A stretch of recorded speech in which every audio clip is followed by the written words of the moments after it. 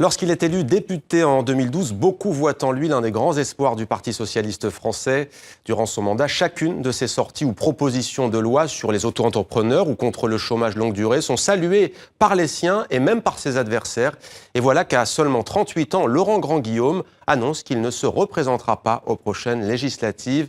Bonsoir Laurent Grandguillaume. Bonsoir. Merci d'être avec nous sur TV5 Monde. Vous êtes donc député PS en France, dans la circonscription de la Côte d'Or. Avant d'en venir à votre livre qui est intitulé « Je vote ou pas ?» point d'interrogation aux éditions Albin Michel.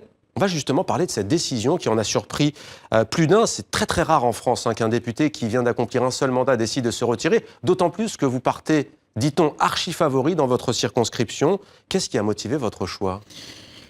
J'ai été élu la première fois en 2008, adjoint au maire, ensuite conseiller général à 2 reprises, et puis député en 2012. Et en 2012, je me suis d'abord appliqué le non-cumul des mandats avec un exécutif. C'est un engagement que j'avais pris devant les électeurs, et je me le suis appliqué avant qu'on vote la loi, qui s'appliquera d'ailleurs en 2017.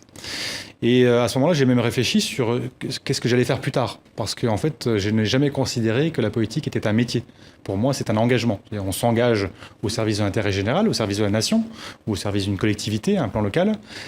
Mais ça ne doit pas être un métier ou au sens où on fait carrière en politique. La politique, j'en ferai toute ma vie au sens de défendre des idées, de poursuivre un idéal. Mais je pourrais le faire dans la vie associative, je pourrais le faire demain dans l'entreprise, je pourrais le faire dans bien d'autres engagements possibles. Et c'est vrai que ce qui est étonnant, c'est qu'en France, ce soit atypique que de retourner entre guillemets dans la vie civile, alors que partout en Europe, quand on voit des responsables politiques retourner à la vie civile, on trouve ça normal.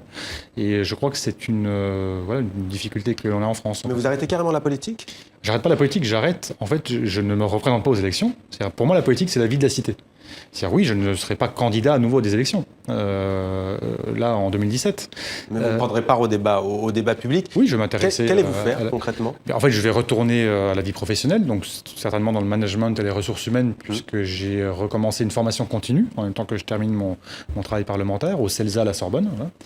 Et après, donc, on verra à l'issue du mandat.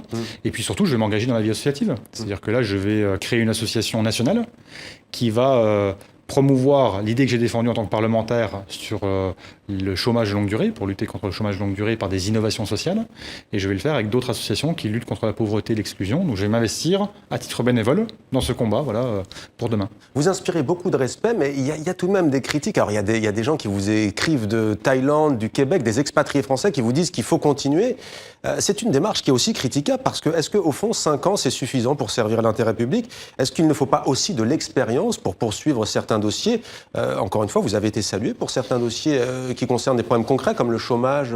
Écoutez, moi, quand j'ai été élu député en 2012, j'ai pris des dossiers à bras-le-corps, par exemple celui des auto-entrepreneurs et des artisans. Je n'avais pas d'expérience parlementaire parce que je venais de commencer. J'ai défendu des amendements comme la suppression des hypothèques rechargeables qui étaient les subprimes à la française, que j'ai fait voter dans la loi consommation.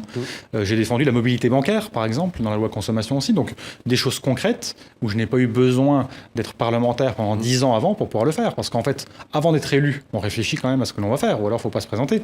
Et je crois que ce qui est important, c'est qu'une fois qu'on est élu, on agit, en fait. Mais il n'y a pas besoin d'être élu pendant 30 ans pour pouvoir le faire. En tout cas, c'est ce que je pense. Il y a toujours ce débat en France sur le non-cumul des mandats, Laurent Grandguillaume, y compris dans le temps d'ailleurs. En quoi est-ce, selon vous, une question cruciale ? Pour moi, c'est crucial parce que en fait, le problème en France, c'est la défiance. Il y a une défiance des citoyens en direction des élus en général. Pourquoi ? Parce qu'il n'y a pas aussi suffisamment de renouvellement. Aujourd'hui, quelqu'un qui est cadre ou qui travaille dans le privé ou même qui est fonctionnaire, qui veut demain se présenter à des élections, il va falloir qu'il passe quasiment un bon brevet de bon militant pendant 10 ans, qui montre patte blanche, et après on lui dira peut-être qu'il pourra enfin aspirer à être candidat à une élection. C'est pas possible. Je veux dire, il faut vraiment ouvrir grandes les portes et les fenêtres des partis politiques, première chose. Mais surtout, il faut renouveler la classe politique. Ce n'est pas une question d'âge. La maire de Madrid, par exemple, qui a été élue, je crois qu'elle a 70 ans, et elle a dit d'ailleurs qu'elle n'exercerait qu'un mandat. Donc, vous voyez, je pense qu'il y a un mouvement dans les démocraties qui va vers une aspiration au renouvellement et à faire en sorte que des personnalités de la société civile puissent nous représenter. Alors vous dites que l'ordre des choses installe une forme de glaciation qui empêche le renouvellement des idées. Comment changer les choses, outre cette question du cumul des mandats? Mais il y a aussi, je crois que les partis politiques doivent aussi se remettre en cause dans leur mode de fonctionnement. Ils doivent s'ouvrir. Aujourd'hui, une fois qu'on a enlevé dans les sections locales des partis politiques les élus, les collaborateurs des élus, il ne reste plus beaucoup de monde, en fin de compte, parmi les citoyens qui veulent s'engager. Et donc, je crois que c'est cela aussi qu'il faut changer. Et puis, en même temps, permettre à celles et à ceux qui veulent s'investir de pouvoir, au cours d'un mandat, suivre des formations pour pouvoir ensuite rebondir. Ouais. Parce que beaucoup se posent la question, ils disent « Mais moi, si demain je suis élu, je travaille dans le privé, je perds mon boulot, qu'est-ce que je vais faire ?» Bon, c'est quand même des questions qui se posent. Et ces questions, vous y répondez dans votre livre. On va y venir dans quelques instants, mais juste une question. On recevait récemment Pouria Mirchahi, député socialiste également. Il a décidé lui aussi, nous expliquer ses raisons de se retirer. Il fait partie de ceux que l'on appelle les frondeurs. Vous, c'est pas du tout votre cas, hein, disons-le. Hein. Non, moi je ne suis pas frondeur. D'ailleurs, j'ai soutenu François Hollande. S'il est candidat, je le soutiendrai bien évidemment, parce que je suis loyal. Ça ne m'empêche pas d'être critique, parce que dans un bilan, il y a des ombres et il y a des lumières. Il y a des choses qui ont réussi, puis d'autres qui n'ont pas fonctionné. Donc il faut se poser la question de savoir pourquoi ça n'a pas fonctionné. Hein, Vous aviez d'ailleurs votre liberté, puisque vous n'avez pas voté, par exemple, la loi controversée sur le renseignement. Alors ce livre, Je vote ou pas, point d'interrogation, avec cette carte d'électeur, la couverture est très frappante, carte d'électeur qui est déchiré sur le dessus. Alors à quoi ça sert de voter? Je crois que voter, c'est d'abord faire des choix. Et que voter, c'est une liberté fondamentale, c'est un pouvoir que nous avons en tant que citoyens. Et je crois que voter, c'est vraiment un des fondamentaux de la démocratie. Après, les citoyens disent, mais on n'a pas forcément beaucoup de choix. C'est vrai, parfois, il n'y a pas beaucoup de choix, il n'y a pas suffisamment. Il n'y a pas suffisamment de débat d'idées. Mais après, les citoyens aussi, ils peuvent s'investir et bousculer un peu les choses. Les bousculer tout simplement en prenant la parole, en s'exprimant comme ils le font sur les réseaux sociaux, en interpellant leurs élus aussi également. Et je crois que c'est comme cela qu'on peut faire bouger justement cet ordre des choses dont je parle, qui parfois s'apparente plus à une forme de glaciation. Et vous dites que comme dans tous les domaines, il y a bien entendu des brebis galeuses, mais vous répondez à des questions concrètes. Prenons-en une qui est récurrente en France, c'est l'absentéisme des parlementaires, notamment des députés. On voit toujours cette image avec l'hémicycle à moitié vide, clairsemé. Vous dites que c'est une caricature. Pourquoi ? En fait, c'est ce que j'explique dans le livre, c'est que, en fin de compte, quand, par exemple, il y a en ce moment la loi montagne, moi je ne suis pas le spécialiste des questions qui touchent à la montagne. J'ai des collègues qui sont spécialisés sur le sujet, qui viennent présenter en réunion de groupe les positions que je partage, et moi je suis spécialisé sur d'autres sujets. Et en même temps que se tiennent des débats dans l'hémicycle, il y a des commissions qui se réunissent, il y a des groupes de travail qui se réunissent. Donc on est présent, on travaille. Mais c'est vrai que quand on montre une image d'un hémicycle à 2h du matin, quasiment vide, on peut se poser des questions. Moi-même, au départ, quand j'étais élu, je me suis retrouvé la nuit lors d'un débat sur une convention avec Taïwan, qui était très importante, mais dans le même temps, je ne suis pas spécialiste en fait, des questions qui touchent Taïwan. Donc, pendant ce temps, des députés sont dans des commissions, hein, c'est voilà, ce que donc vous moi j'étais présent, aussi, ouais. En même temps je n'apportais pas grand-chose de particulier au sujet, j'avais pas d'amendement, voilà, et donc je pense que ce qu'il faut expliquer aussi, c'est que l'on se spécialise sur des questions, en fin de compte, et que l'on travaille sur d'autres questions dans d'autres lieux à l'Assemblée. On disait à quoi ça sert de voter je vote ou pas et on pourrait dire je vote ou pas à la primaire. À quoi sert-elle selon vous? Est-ce qu'elle n'incarne pas l'inverse de ce que vous voulez comme évolution? Les primaires, en fait, elles permettent de désigner un candidat qui va nous représenter, donc c'est quand même une liberté d'expression. Après, il ne faudrait pas que ça se transforme en pipolisation, entre guillemets. D'ego. Voilà, et que l'on... On part pas vraiment du bas, là, pour le coup. Hein. Et qu'on ait vraiment des débats d'idées. Parce qu'en fait, en fin de compte, on s'attache plus aux personnes, parfois, qu'aux idées. Et ça, c'est bien dommage. Nos politiques sont sous la coupe des banques, des lobbies. Vrai ou faux? Ça peut parfois être vrai, parce qu'on a vu des mauvais exemples, mais c'est faux dans la très grande majorité des cas, puisque on reçoit, par exemple ce matin, je recevais un représentant d'une entreprise à l'Assemblée nationale qui venait m'exposer un problème, donc on peut considérer que c'est un lobby.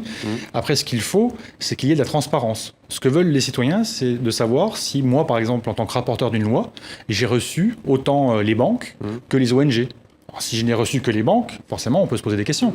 Si je reçois tous les interlocuteurs et que les citoyens le savent, je pense que ça permettra de faire grandir la démocratie. Alors, nos politiques se tournent les pouces, point d'interrogation. On en a parlé. Nos politiques sont des privilégiés qui s'en mettent plein les poches. Et là, franchement, on a envie de vous dire pas tout à fait faux. On est en 2016, quasiment 2017, et il a fallu attendre François Hollande aujourd'hui pour raboter les privilèges exorbitants des anciens présidents. C'est vrai on a fonctionné sur des modalités, en fin de compte, d'abord parfois coûteuses, avec des éléments qui pouvaient être assimilés à des privilèges. Donc il y a des choses qui ont été modifiées durant ce quinquennat, il y a encore à faire. En même temps, il faut aussi des moyens pour pouvoir bien faire son travail. C'est quand, je sais pas, moi je loue une permanence, il faut bien que j'ai les moyens de louer la permanence parlementaire dans laquelle je reçois des citoyens. C'est un exemple.